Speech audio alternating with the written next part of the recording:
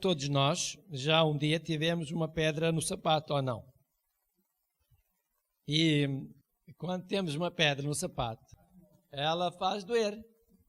E agora eu pergunto, se for uma pedra assim de tamanho, sei lá, uma bolinha das senhoras pôr nas orelhas, de um grão de arroz, faz doer. Até isto foi uma bolinha mais pequeninita, tamanho talvez de um diamante. Faz doer na mesma. Qualquer coisa que nós guardarmos no nosso coração, mesmo por insignificante que ela seja, faz mal. Faz mal. Faz mal a nós, àqueles que nos rodeiam, e é prejudicial. Por isso, há uma maneira de nós evitarmos que essa doença se alastre. É nós enchermos o nosso coração com a natureza de Jesus Cristo, com o amor de Deus. Jesus teve a oportunidade muitas vezes de ter pedras no sapato. Muitas vezes. Tantas vezes diziam mal dele, inventavam mentiras, diziam que ele, sei lá, tantas coisas. Mas Jesus sempre tirava as pedras dos sapatos. E nós também temos que tirar as pedras que possam existir no nosso sapato. Pode ser muito insignificante, mas enquanto não a tirarmos, ela vai sempre influenciar as nossas decisões, nossa maneira de falar, de agir, e é prejudicial para nós. Então o amor, ele é paciente, ele é prestável, não é invejoso, e o amor não se envaidece, o amor não é orgulhoso, o amor não tem maus modos. Nós conhecemos pessoas que têm, às vezes, um temperamento, vamos utilizar uma expressão assim engraçada, vai lá, vai. Que ninguém quer estar ao pé dessas pessoas.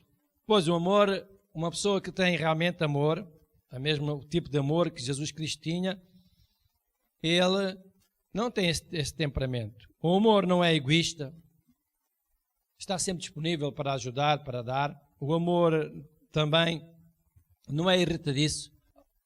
Nós não podemos dizer que uma pessoa não se irrita. A Bíblia já diz que nós podemos irritar-nos, mas para não pecar, quer dizer, não dar lugar à ira. Uma pessoa irritada é uma coisa, mas depois agir, basta ira, vai trazer consequências. Então, o amor não deve ser irritadiço e o amor não suspeita mal, não pensa mal. O amor também não se alegra com a injustiça, e nós vemos tanta coisa hoje. O amor não causa mal a alguém, alegra-se com a verdade, o amor tudo suporta. O amor acredita sempre, como eu disse anteriormente, que Deus não nos vê como nós somos hoje. Deus vê-nos depois de nós já estarmos limpinhos, preparados, como um diamante, como dei o exemplo há dias atrás. Então o amor está sempre à espera que a pessoa mude para melhor. O amor é esperançoso, o amor é paciente e o amor, ele deve ser um amor persistente e eterno. Eu quero falar agora de algumas áreas e todos nós sabemos que um casal, alguém que está casado, o casamento não vai ser sempre um mar de rosas, não é? Nunca vai haver todos os dias sintonia, todos os dias acordo, todos os dias um sorriso, todos os dias uma flor, todos os dias um abraço. Ontem foi o dia das senhoras. Espero que alguns de vocês tenham lembrado disso. Mas no casamento não há sempre sintonia. Às vezes há pequenos desacordos. Mas o marido tem uma regra que ele deve observar segundo a Bíblia. Ele deve amar a sua esposa, a sua mulher, como ama o seu corpo. Isso é muito difícil. Todos os dias nós cuidamos do nosso corpo e amar a esposa como amamos o nosso corpo. Eu vou dar um exemplo para vocês perceberem como é que este texto quer que os maridos amem as esposas. Quando você está doente, com uma grande gripe na cama, cheio de dores e cheio de frio, e não se consegue levantar, ou melhor, você consegue-se, mas você evita se levantar porque está tão mal, sente-se tão mal, há tão mal-estar, Que você quer alguém ali para lhe fazer alguma coisa, para lhe dar um chá, um carinho. E nessa altura você então avalia o amor da pessoa que você gosta. Daquela pessoa que você sabe que é a única que pode lhe dar aquele carinho. É a esposa que está ali. Olha, faz-me um chazinho. Ai, estou cheio de frio. Ai. E a esposa vai lá com cuidado, lá o tapa, lá. Então, mas o que é que queres que faça isto? E ela faz. É esse tipo de amor que nós compreendemos que estamos a receber, que a esposa também quer receber dos maridos. Estão a perceber? Então o amor é isto. O marido amar o seu próprio corpo, amar a esposa como o seu próprio corpo, é exatamente isto. É quando ele está a precisar e reconhece que a esposa está ali para o ajudar e até aceita o grande sacrifício que ela faz, que às vezes tem outras coisas importantes para fazer, mas ela deixa essas coisas porque ele está num lugar de honra, de primazia na vida, no casal, no lar. E ela deixa essas coisas e vai fazer isso. Vai fazer o chá, vai fazer a torrada, vai levar à sua cama. E ele sabe avaliar esse amor. Se ele sabe avaliar o amor da esposa, também tem que saber avaliar o amor que ele tem que dispensar à sua esposa. Carinho tem que ter por ela. Portanto, o marido deve amar a sua esposa como o seu próprio corpo. E se ele fizer isso, é menos uma situação de embaraço que pode acontecer no casal, que é os desentendimentos. E depois, o amor também é prestável. O marido deve estar disponível para ajudar a esposa. Eu sempre estive disponível para ajudar os meus filhos. Sempre. Aliás, eu fazia questão de cuidar da higiene deles, e minha esposa tratava da alimentação, de os vestir, e eu é que cuidava da higiene deles. Eu queria pegar neles, eu queria dar-lhe banhinho, eu queria estar a brincar com eles, eu queria brincar com eles, eu saía, eu fazia coisas para os meus meninos, os jovens, né? Já são homens hoje, mas na altura eles eram rapazes, eu fazia carrinhos de madeira, fazia coisas para eles brincarem, ensinava-lhes a fazer coisas, fazia fisgas, fazia tantos brinquedos, eles sentiam-se realizados, eles sentiam que eu estava ali com eles. E um pai deve ser um pai presente, deve ser um pai que dispensa essa atenção para os seus filhos. É prestável. Prestável não só para os filhos, mas também para a esposa. Faz questão. O marido deve fazer questão de ajudar a sua esposa, de ajudar os filhos. Os filhos nunca mais se vão esquecer. A memória das crianças é muito sã, e não tem preocupações, por isso eles vão guardar o momento em que o pai lhe dava alguma coisa, ou leitinho, ou fazia uma carícia, ou levava a passear, ou punha, sei lá, fazia qualquer coisa que chama a atenção das crianças.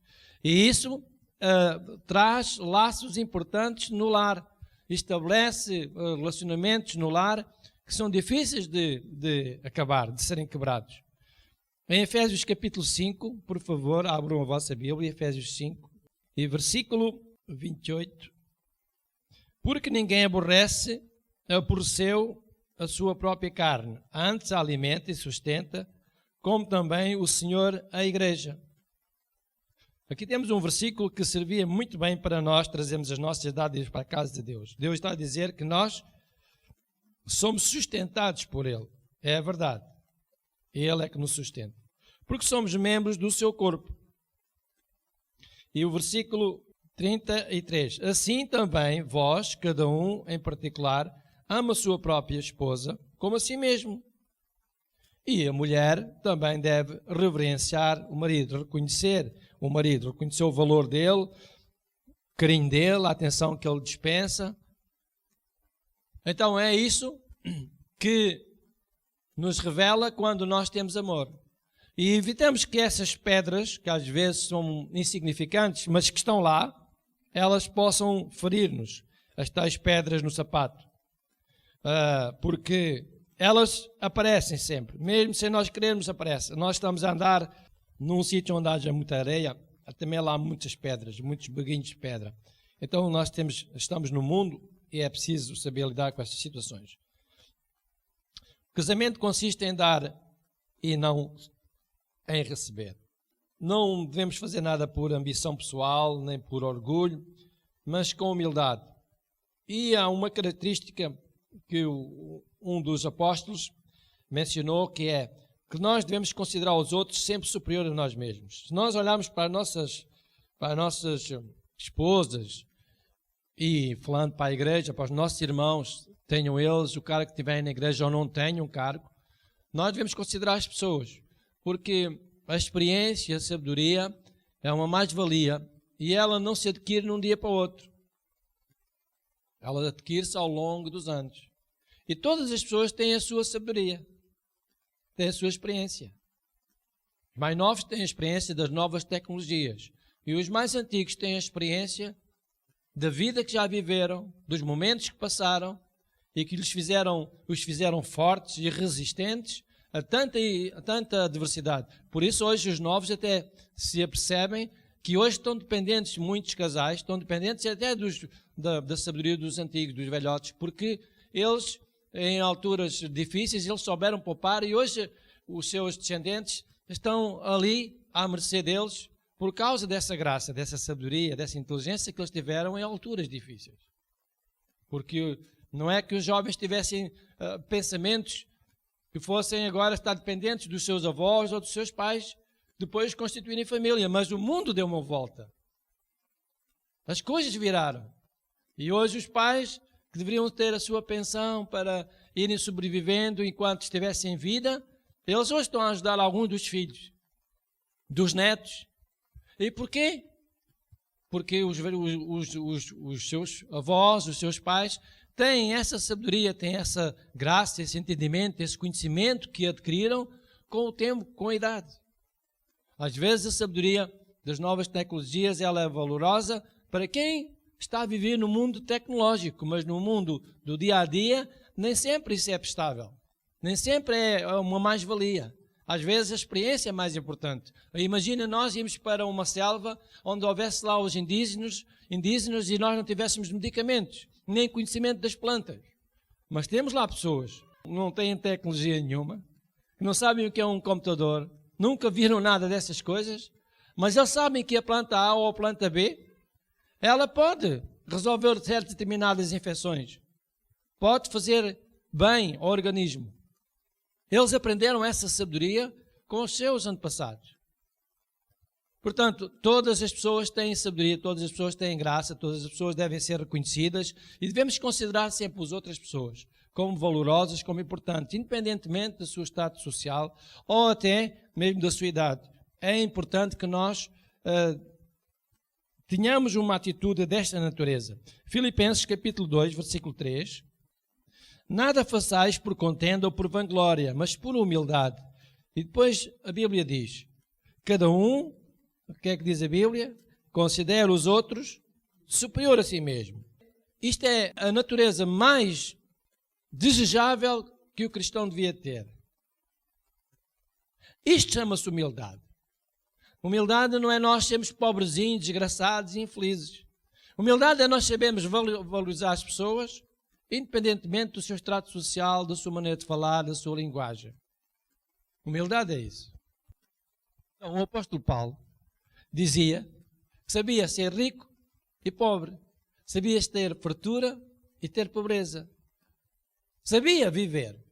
E nós hoje temos que saber lidar com esta área do amor, do perdão, da misericórdia, como nós temos tantos exemplos na Bíblia que são ilustrativos para nós e que nos dão coragem para nós também conseguimos melhorar, para sermos cada vez melhores. Maridos melhores para as esposas, não é? E as esposas também prestáveis para os maridos. E assim, mas nunca vai tudo correr bem. Há um dia que não se entende, mas aquilo não é para sempre, porque eles vão continuar a ter que viver juntos, não é? Não faz sentido, eu já disse aqui há dias, que a melhor esposa é aquela que é sua. Não é a minha que é a melhor esposa para si.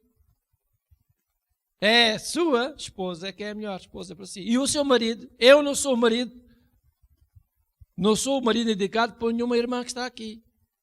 Sou o marido indicado para a minha esposa. Uma vez uma senhora disse, pastor, eu gostava tanto de dormir nos seus lençóis. E eu pensei, bem, esta irmã deve gostar muito de mim. Mas Eu não tive a oportunidade de transmitir, a irmã depois, entretanto, emigrou, foi para um país, para a Holanda, e eu não tive a oportunidade de dizer, irmã, eu não sou a pessoa indicada para si. Não é?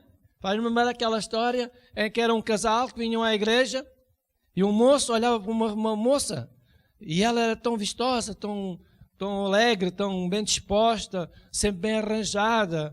E ele gostava da moça, uma linguagem acessível, doce.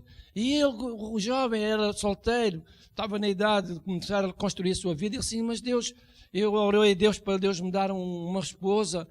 E esta é a mulher indicada, eu vejo que ela é indicada, ela gosta de Deus, ela ama a Deus, ela é uma boa serva de Deus. Não vejo defeitos nenhum nela, era esta um tipo de mulher que eu queria ter. Eu vou orar a Deus e Deus vai me dar esta mulher como esposa, esta jovem. E ele orou a Deus e sentiu que Deus lhe tinha dado aquela jovem. Então um dia, ele vai ter com a irmã e diz, olha, desculpa dizer-te isto, mas eu orei a Deus e Deus disse-me, tu podias vir a ser a minha esposa. Se tu gostasses de mim, eu gosto tanto de ti, és tão simpática. E lá elogiou, lá fez realçar os atributos da jovem. E ela, com simpatia, também disse, mas temos aqui um pequeno problema, o que é que eu faço do meu marido? Porque ela era casada, o marido simplesmente não ia à igreja. Mas ele, como nunca tinha visto ela com o marido, deduziu que ela era solteira. Bem, nós temos que reconhecer as pessoas, temos que as amar como elas são, independentemente do seu extrato social. Todas as pessoas são sábias, todas as pessoas são inteligentes e nós temos de reconhecer as pessoas como elas são. E claro que está que todos aprendemos uns com os outros. As mulheres devem ser também carinhosas com os seus maridos para que haja sintonia no lar. Atos capítulo 20, versículo 35. O amor é uma forma de dar. Nós devemos, quando nós estamos a fazer bem a alguém, nós estamos a dar de nós, a dar daquilo da essência que está dentro de nós. Então o versículo 35 diz assim, tenho-vos mostrado em tudo que, trabalhando assim, é necessário auxiliar os enfermos e recordar as palavras do Senhor Jesus que disse, e esta frase que eu quero sublinhar neste dia, mais bem-aventurada coisa é dar do que receber. Nós temos aprendido na nossa igreja que tudo aquilo que nós semearmos é isso que vamos colher. Então, Jesus estava a dizer, olha, mais bem-aventurada coisa é dar do que receber. Se nós estivermos sempre disponíveis para sermos prestáveis para ajudar, de certeza que nós não vamos perder o nosso galardão. Nós vamos ter a bênção de Deus, a misericórdia de Deus na nossa vida e as coisas correrão certamente de feição melhor. O facto do amor de nós termos lido há pouco, que o amor deve ser paciente, é como um compromisso. Olha, eu vou casar contigo, mas tu vais ter que me aturar, não é? Isso tem que ser falado antes. Olha, eu vou casar contigo, eu gosto de ti, és tão bonito ou tão bonita, tens tantas características que eu gosto, há tantas coisas que nós temos em comum. É a linguagem, não é? E a linguagem que se usa, perfeita, de elogio, para um cônjuge, ou para um futuro noivo, ou uma noiva, ou um futuro marido, ou uma esposa.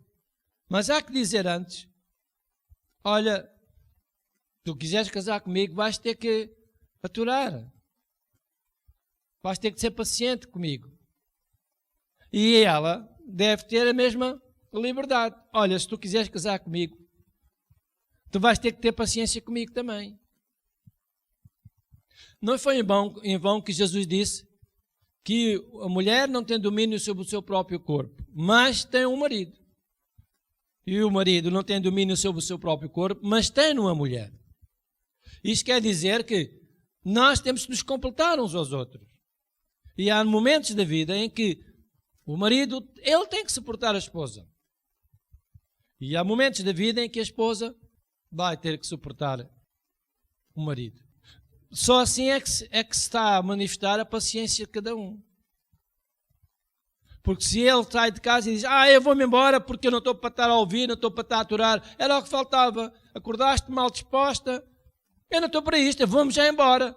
E ele arranja um refúgio qualquer, se tiver um terreno, dá mesmo a calhar. Um terreno fora de casa. Olha, o irmão Carlos está nessas condições.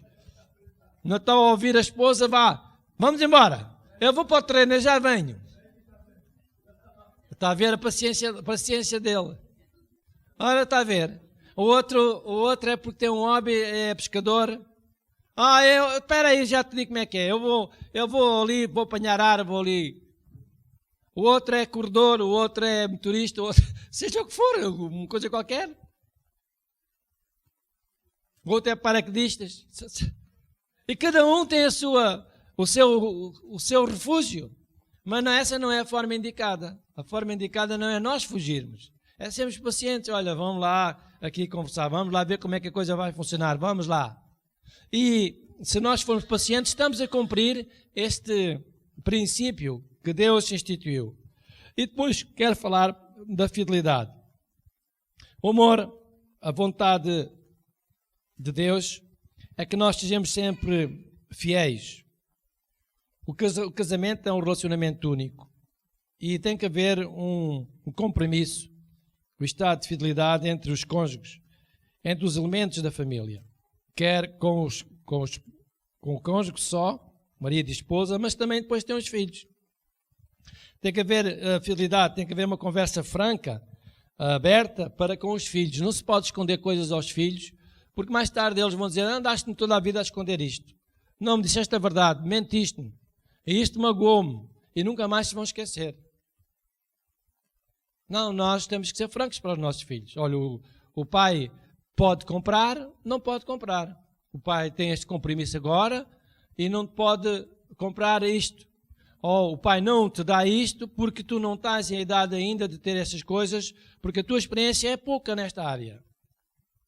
Tem que haver conversas francas. Ou o pai vai dar-te porque tu tens qualidades, tens capacidades, eu reconheço que tu já estás capaz, então tu tens direito, eu quero dar-te, eu quero fazer-te feliz, quero que te sintas realizado. É que haver conversas francas com a família. Porque isto estabelece fidelidade, estabelece uns laços de lealdade entre a família. E esses laços ficam guardados no coração para sempre. Para sempre, nunca mais se esquecem. Quando os filhos crescerem, eles já são jovens, adultos, e nós vamos lembrar-nos e nós vamos ver que os nossos filhos gostam de nós, pelas ações deles, pela maneira como eles nos tratam, pela maneira como eles falam, pelo respeito que eles nos têm, pela preocupação deles no sentido em que querem, desejam sempre que nós estejamos bem. Estão sempre a procurar, vê lá se precisas de alguma coisa, vê lá se precisas de dinheiro, vê lá se precisas de comer, vê lá se precisas disto, vê lá se queres que eu te vá ajudar, vê lá. Isto mostra o que é que foi construído antes daquele jovem ser adulto. Daquela criança, ela foi crescendo com raízes sólidas. E agora ele é um adulto. E os pais já são mais e têm mais idade. Mas ele está sempre com aquele respeito, com aquele carinho pelos pais. É por isso que eu dou o conselho aos jovens, temos aqui um casal jovem, tem agora os vossos meninos. Um dia, quando eles tiverem 20 anos, vocês vão dar um valor tremendo aos vossos filhos. Assim, puxa, tenho aqui 2 filhos, são os nossos amigos, gostam de nós, vêm nos visitar, estão sempre dispostos a estar connosco. Amam-nos. É esse valor que mais tarde é isso que nos faz sensíveis. E nós temos hoje que fazer tudo por tudo para que essas crianças, quando são pequeninas, elas cresçam. Para que haja um sentimento de lealdade, de fidelidade entre a família. É importante que isto se mantenha. 1 Tessalonicenses capítulo 4 e versículo 3 diz: porque esta é a vontade de Deus, a vossa santificação, que vos abstenhais, depois diz aqui de um termo que é a prostituição, que fala, isto é infidelidade, estamos a falar de fidelidade. Cada um de vós saiba possuir o seu vaso em santificação e honra. Então nós estamos a ver que deve haver um compromisso de lealdade para com os casais, para com os cônjuges. E nunca deve haver desconfiança. E o mal é, uma pequena mentira pode tornar-se um problema grande na família. É mais fácil mentir do que dizer a verdade. Mas é mais difícil reparar a mentira. A verdade aceita-se com mais facilidade do que uma mentira. A pessoa pode estar em falha, mas se ela disse a verdade, aquilo que estou, podemos utilizar a expressão, não é? Que estou a engolir, porque foi uma coisa mal feita, foi uma atitude mal feita, foi uma falha, foi um erro, pronto. Aquilo que estou. Mas pronto, se foi dita a verdade, mas se a mentira persiste, ela não é uma mentira pequenina, ela vai aumentar de volume. É que mais pipocas, não é? Está a ver? Uma pipoca é um baguinho de milho tão pequenino. Já veja o tamanho daquilo, começa a aumentar, aumentar, aumentar. Quanto mais calor leva, mais aumenta. Uma mentira é assim, vai uma mentira pequenininha, mas depois com um aperto vai ser um problema. Portanto, deve haver uma atitude de crédito entre os cônjuges, dizer a verdade, a serem leais, sempre uns pelos outros. Por fim, quero terminar que deve haver comunicação entre os casais e saberem perdoar. Todos vão ter a oportunidade de se ofender uns aos outros. Todos.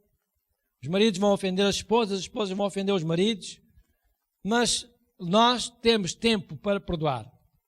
Vamos tirar essa pedra que ficou lá guardada no sapato e vamos tirá-la de lá porque ela não está lá a fazer nada, estraga-nos o pé e dá cabo da palmilha do sapato. Vamos tirar essa pedra. Isto é, não deve ser guardado nenhum ressentimento, por mais pequeno que seja. Não deve ser guardado nenhum ressentimento. O ódio, esse ressentimento, gera conflitos. E nós devemos procurar que os conflitos não existam. Portanto, quero dizer-vos que é bom que nós saibamos viver em sintonia e principalmente um casal cristão, ele deve ter em consideração estes pequenos pormenores, viver em sintonia, viver em harmonia, quer na família, com os seus cônjuges, com o marido ou com a esposa e também com os seus descendentes, com os filhos, e transportando isto para o reino de Deus, para a igreja. Os irmãos devem respeitar-se uns aos outros, devem se honrar uns aos outros, reconhecer que todos temos valor, todos somos sábios, todos temos a sabedoria. Uns adquirem sabedoria com o tempo e outros adquirem sabedoria com as novas tecnologias, mas ambos têm sabedoria e a sabedoria deve ser reconhecida. E considerar os outros importantes é a essência da humildade. É reconhecer que os outros também têm valor, que eles são importantes. Se reconhecermos que as pessoas são importantes, não nos custa nada ser humildes. Saber dar valor às pessoas, saber compreendê-las no seu espaço, na sua maneira de ser, na sua maneira de viver. Saber lidar com essas situações que às vezes são estranhas para nós, mas que são pontuais e que não são para sempre, e nós podemos ultrapassar isso. Naquele momento pode ser estranho, mas aquilo também não vai prevalecer por muito tempo, por isso vamos ultrapassar isso. Vamos ser amigos leais e deixo um conselho, uma exortação. Nós estamos muito bem, estou muito contente com a vossa atitude, com a vossa maneira de estar como povo de Deus e vamos manter este relacionamento. Estes laços vão cada vez ficar mais fortes para que nós possamos ser um exemplo, quer para nós mesmos, para a nossa família. E a Bíblia diz no Salmo 33, se nós tivermos em união, Deus ordena a bênção. Então não vai faltar a bênção sobre a nossa família, nem sobre a nossa casa, nem sobre a nossa igreja. Que Deus vos abençoe a todos. Em o nome de Jesus Cristo.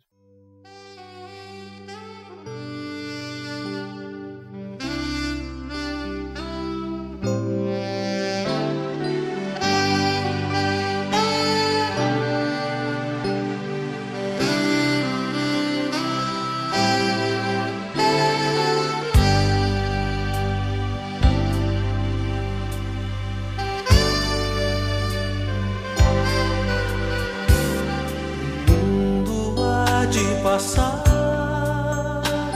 e toda profecia, os dons, as línguas e tudo mais que existir,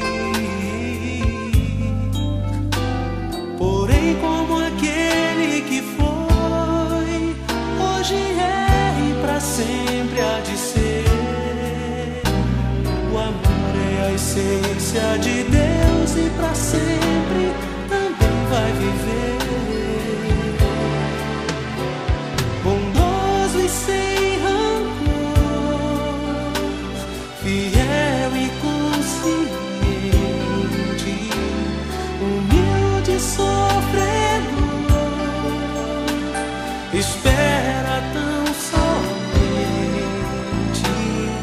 justo e verdadeiro, tudo suporta e tudo crê, tão puro e perfeito.